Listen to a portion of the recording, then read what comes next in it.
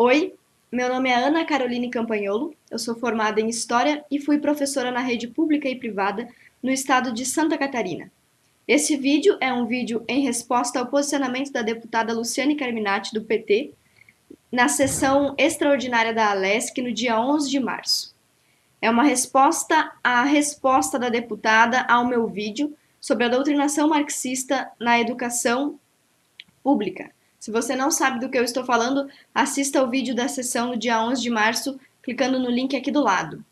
Em primeiro lugar, quero registrar meu agradecimento ao deputado Kennedy Nunes por ter colocado o meu vídeo para dentro da Assembleia Legislativa e oportunizar esse debate. Para ficar mais fácil a compreensão do que eu estou dizendo e da minha resposta à deputada Luciane Carminati, vocês vão assistir um trecho da fala dela e a minha resposta, outro trecho da fala dela e a minha resposta, e assim sucessivamente. Aqui na descrição deste vídeo você também vai encontrar a fala da deputada Carminati transcrita e alguns links para acessar respostas minhas e de outras pessoas ao posicionamento dela. Vamos lá. Mas eu ouço a deputada Luciane Carminati. Primeiro quero dizer que eu sou professora e na educação a gente discute concepções teóricas. Ela falar de Gramsci, ou até poderia falar de Paulo Freire, deveria ter orgulho em saber, uma educadora, que estes grandes educadores e filósofos estão sendo trabalhados numa proposta curricular.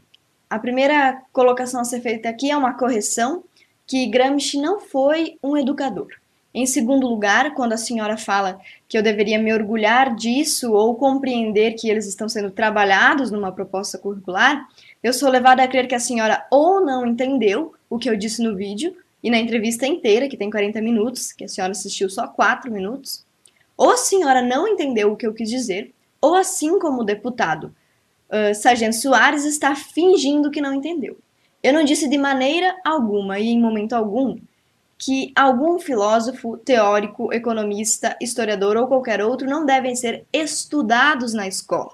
O que eu estou dizendo aqui é que eles não devem ser usados como fundamentos para toda a educação pública do estado de Santa Catarina. Existe uma diferença que ou a senhora ignora ou a senhora finge ignorar entre trabalhar e estudar um teórico e usá-lo e aplicá-lo na prática educacional de toda a escola pública. Me causa espanto esta educadora ignorar o materialismo histórico dialético. Afirmar que eu ignoro aquilo que eu estou combatendo não passa de um expediente desonesto da senhora. Se eu ignorasse o conceito de materialismo histórico dialético, não poderia estar aqui tecendo uma crítica à sua aplicação, velada ou não, na educação.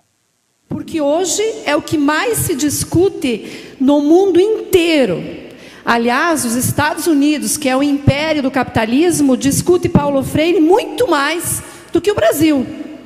Muito mais. Tem escolas freirianas nos Estados Unidos, que discutem educação popular. Então, mostra uma total ignorância, que me causa mais espanto o que ela diz. Deputada, discutir Paulo Freire é diferente de propor a aplicação dos seus métodos na educação de Santa Catarina. Se a senhora quiser falar sobre discussão, sobre debate, a senhora tem que levar em conta que para isso é preciso pessoal com formação intelectual adequada.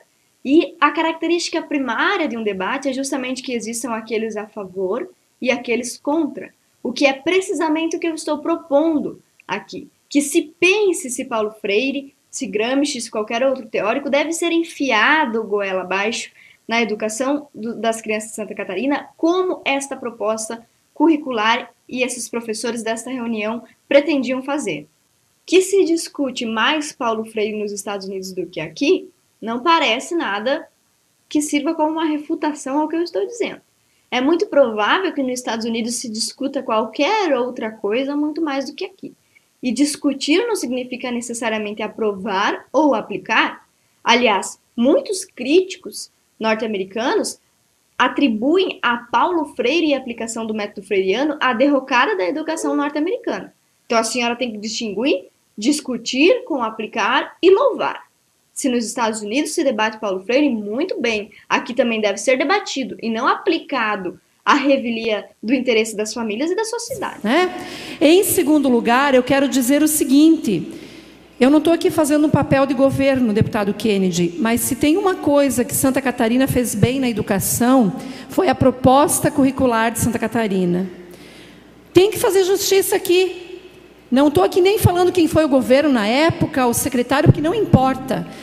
A proposta curricular de Santa Catarina é uma referência para o país inteiro e que tem um viés de materialismo histórico dialético, sim. Isso aqui é claramente um argumento tautológico. A proposta de Santa Catarina é excelente porque é referência?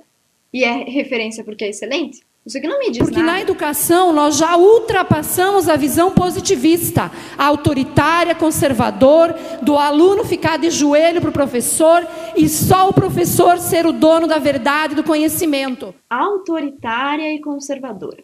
É interessante observar esta tentativa sua, deputado do PT, e de todo o seu partido, de associar sempre uma carga negativa, uma série de adjetivos negativos ao termo conservador. Ninguém aqui está falando numa educação onde o aluno esteja de joelhos para o professor.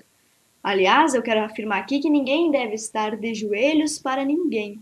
Muito menos a educação, as crianças ou o povo brasileiro devem estar de joelhos para o PT e para qualquer reforma que queira ser implantada à nossa revelia. Agora, que existe uma diferença de nível intelectual entre o aluno e o professor, isso é inegável. Se o aluno não estivesse em uma condição intelectual inferior, uma condição que necessita aprender, ele não estaria na escola. É precisamente a diferença entre o aluno e o professor que faz com que a escola exista. Um aluno de primeiro grau não tem a menor condição de debater Paulo Freire, de discutir essas questões que a senhora está propondo que sejam discutidas, se ele ainda não conseguiu a carga de conhecimento básico, que é o objetivo dele estar na escola. Então, esta educação conservadora e autoritária que a senhora está tentando criticar, é a educação que vem mostrar que o aluno e o professor não estão, não senhora, em pé de igualdade. E isso aqui não é problema nenhum. Sem esta noção e sem essa diferença entre o professor e o aluno, a escola perde todo o seu sentido. E talvez esta falta de sentido na escola e a sua ineficácia esteja justamente associada a esta metodologia freiriana que a senhora está defendendo. Aliás, falando em Paulo Freire e materialismo dialético, eu afirmo no vídeo sobre a reunião que eles estavam pensando numa maneira de reafirmar a implantação desse método. Mas o materialismo histórico dialético já vem sendo usado, aplicado nas escolas do nosso país há mais de uma década. As pesquisas internacionais têm apontado que o estudante brasileiro e a educação brasileira estão sempre nas últimas colocações e cada vez estamos pior. E isso é resultado do método do materialismo histórico dialético que já está sendo aplicado há mais de 10 anos, como eu disse anteriormente.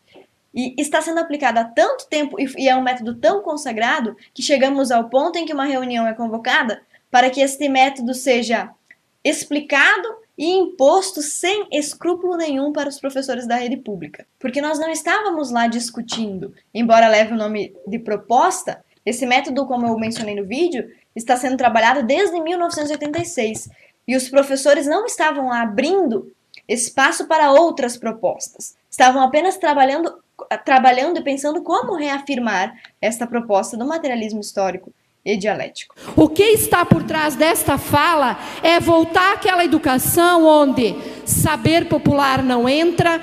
Inclusive, a senhora me acusou na sua fala de estar tentando voltar ou resgatar uma educação conservadora. Eu não digo exatamente isso, mas uma coisa é certa. O método que vem sendo aplicado atualmente, nos últimos 10, 15 anos, está demonstrando ineficácia.